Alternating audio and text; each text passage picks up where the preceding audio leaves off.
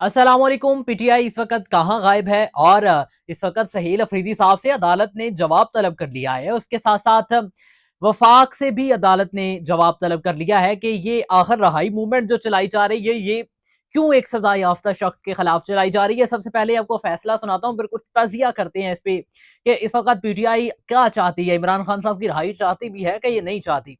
PTI की जानिब से बनाई गई रहाई फोर्स पर वजीर आला सहील अफरीदी से जवाब तलब कर लिया गया है और 10 दिन में ये जवाब मांगा गया है। आईनी अदालत ने वफाकी हुकूमत को भी नोटिस जारी करके जवाब तलब कर लिया।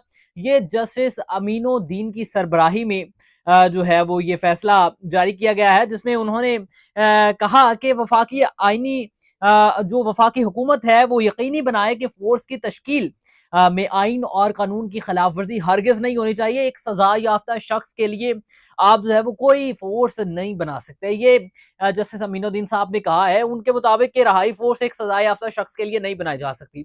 चले ठीक है, एक सजा याफ्ता शख्स के लिए रहाई फोर्स नहीं बना सकते, ये अदालत का फैसला है। तो दूसरी जानिब पीटीआई कहाँ है जो कि प्रेस कॉन्फ्रेंसिस भी करती थी बहुत ज्यादा। कभी याद है मुझे कि पीटीआई की दौड़े ऐसे लगती थी इमरान खान साहब के लिए, फिर आहिस्ता आहिस्ता से वो कम होना शुरू हो गई और इतनी कम होना शुरू हो गई कि अब वो सहील अफरीदी साहब जो कभी वो पंजाब का दौरा कर रहे थे, कभी वो वफाक का दौरा कर रहे थे, कभी वो जो है वो कराची का दौरा कर रहे थे, इस वक्त वो भी नहीं नजर आ रहे। माशाल्लाह से वो भी गायब हैं इस वक्त और उनको भी नहीं पता है कि वो करना क्या है। बेसिकली क्या सहील अफरीदी साहब कॉम्प्रोमाइज हो गए हैं इस फैसले के बाद, यानी इन हरकत के बाद के सहील अफरीदी साहब कहीं नजर ही नहीं आते।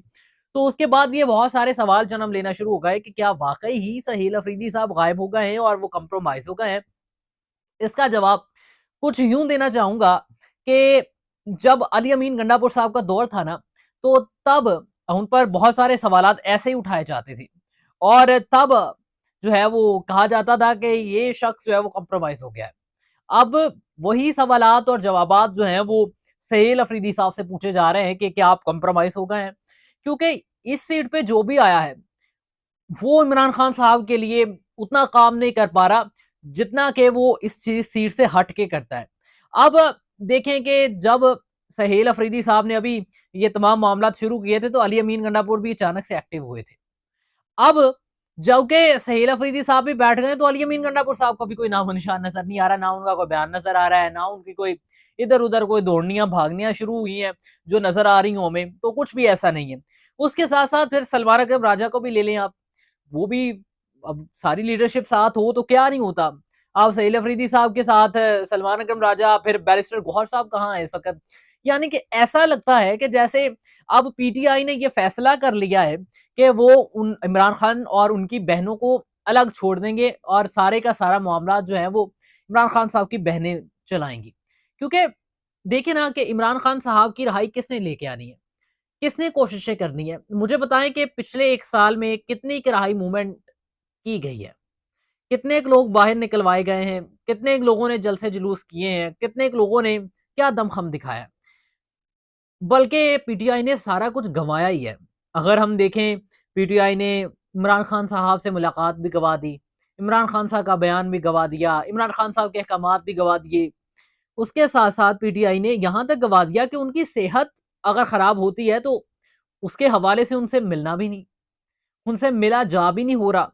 क्योंकि पीटीआई इस वक्त क्या कर रही है, अगर इमरान खान साहब की सेहत इतनी खराब थी तो पीटीआई ने कहाँ पे कोशिश की है। मुझे ये भी दाएं बोल के वो मैं अक्सर हंसी आती है मुझे ये सोच के कि पीटीआई कभी भूख हड़ताल भी करती थी। ऐसी भूख हड़ताल करती थी कि असर टाइम बैठते थे और मगरब होने से पहले पहले वो जो है वो खाना खा रहे होते थे। इस तरह की भूख हड़ताल होती थी। तो मैं ये सोच रहा हूँ कि अगर पीटीआई ऐसी भूख हड़ताल कर सकती है तो फिर पीटीआई वाकई कोशिश नहीं कर सकती कि इमरान खान साहब को कैसे निकलवाना है और कैसे नहीं।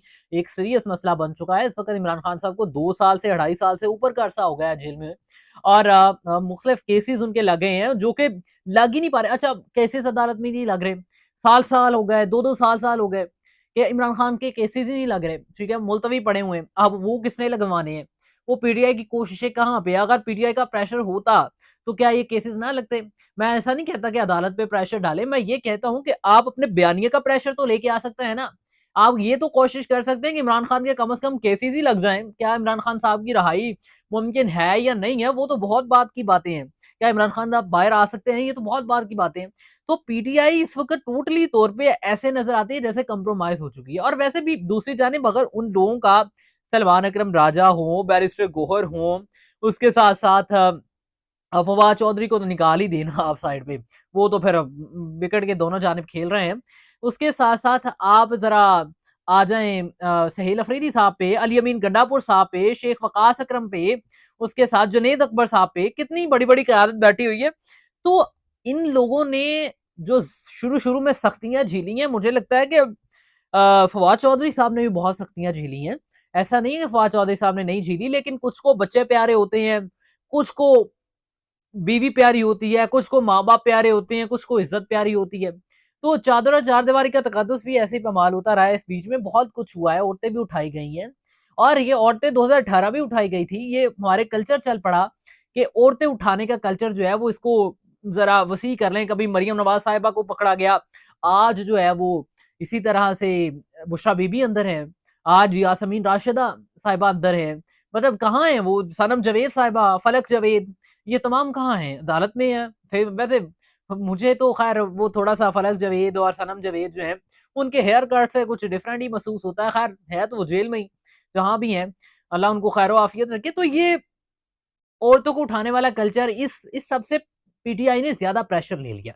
बजाए इसके कि पीटीआई का प्रेशर दूसरे जानिब अपोज़िट साइड पे होता, पीटीआई ने खुद प्रेशर ले लिया और जब पीटीआई ने खुद प्रेशर लिया तो आहिस्ता-आहिस्ता फिर वो पत्थर जो है वो मोम का होना शुरू हुआ, मोम का होता वो पिघल गया और इस कदर पिघल गया है कि अब इमरान खान साहब की रिहाई के लिए इस कदर भी कोशिश नहीं की जा रही कि उनसे कोई मिलने-किलने की कोशिश कर ली जाए भई।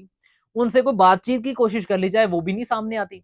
तो इस वक़्त पीटीआई सख्त मुश्किल में है और ऊपर से इस तरह का फैसला अदालत की जानिब से पीटीआई के लिए मज़ीद मुश्किलात लेके आया है। इसी के साथ मुझे दीजिए इजाज़त। अल्लाह हाफ़िज़।